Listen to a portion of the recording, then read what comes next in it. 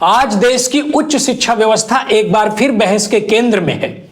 विश्वविद्यालय केवल डिग्री बांटने की जगह नहीं होते, बल्कि यहीं से समाज की सोच और भविष्य की दिशा तय होती है। सवाल यह है, क्या हमारे विश्वविद्यालय सच में सभी छात्रों के लिए समान, सुरक्षित और सम्मानजनक हैं?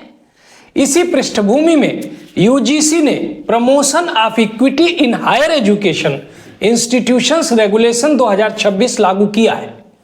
इस नियम को कोई सामाजिक न्याय की ऐतिहासिक पहल बता रहा है, तो कोई इसे मेरिट के खिलाफ और वर्ग विशेष को खुश करने वाला कानून कह रहा है।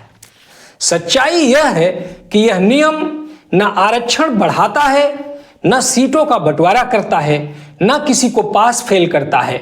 यह सिर्फ इतना कहता है कि किसी भी उच्च शिक्षा संस्थान में किसी छात्र, शोधार्थी, शिक्षक या कर्मचारी के साथ जाति, धर्म, लिंग, सामाजिक पृष्ठभूमि, दिव्यांगता या पहचान के आधार पर भेदभाव नहीं होना चाहिए।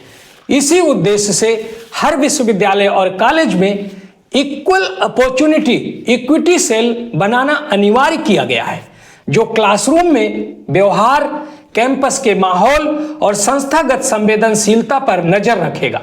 अब सवाल, क्या इसकी जरूरत थी?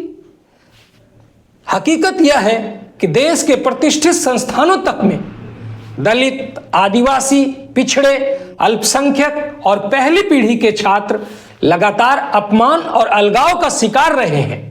रोहित वेमुला, पायल तड़वी ये सिर्फ नाम नहीं, संस्थागत असंवेदनशीलता के प्रतीक हैं। हम मेरिट की बात करते हैं, लेकिन यह नहीं पूछते कि कौन कहां से शुरू कर रहा है और किसके पास सामाजिक सुरक्षा है।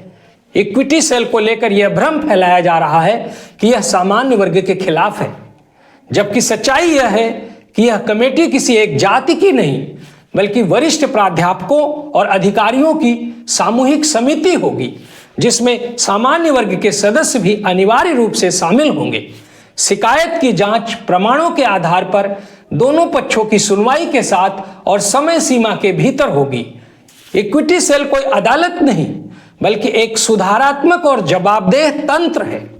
छात्र, शोधार्थी, शिक्षक या कर्मचारी ऑनलाइन या ऑफलाइन शिकायत कर सकता है। निर्णय से असंतुष्ट होने पर संस्थान प्रमुख या अपीलीय प्राधिकारी के पास अपील का अधिकार भी है, यानी अंतिम फैसला एक ही स्तर पर नहीं रुकता। फिर विरोध क्यों? दरअसल सामान्य वर्ग के नाम पर खड़ा किया गया यह विरोध असल में सामाजिक न्याय के खिलाफ एक पुरानी मानसिकता की आखिरी छटपटाहट है। बराबरी की हर कोशिश को मेरिट पर हमला बताकर युवाओं को डराया जा रहा है। यह कानून पीडीए के हक में जरूर है, लेकिन सामान्य वर्ग के खिलाफ नहीं। जो लोग छात्रों को उकसा रहे हैं, वे कभी ड्रॉप आउट, अपमान और आत्महत्याओं की बात नहीं करते।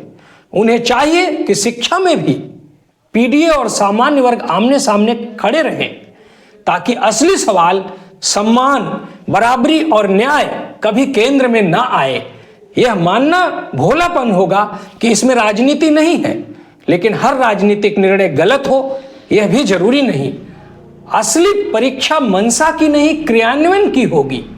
कुल मिलाकर यूजीसी का यह नियम उच्च शिक्षा को ज्यादा मानवीय, ज्यादा संवेदनशील और ज्यादा लोकतांत्रिक बनाने की कोशिश है। अब यह हम पर है कि हम इसे डर और टकराव से देखें या संवाद और सुधार की नजर से। इतिहास गवाह है, बराबरी देर से आ सकती है, पर रोकी नहीं जा सकती।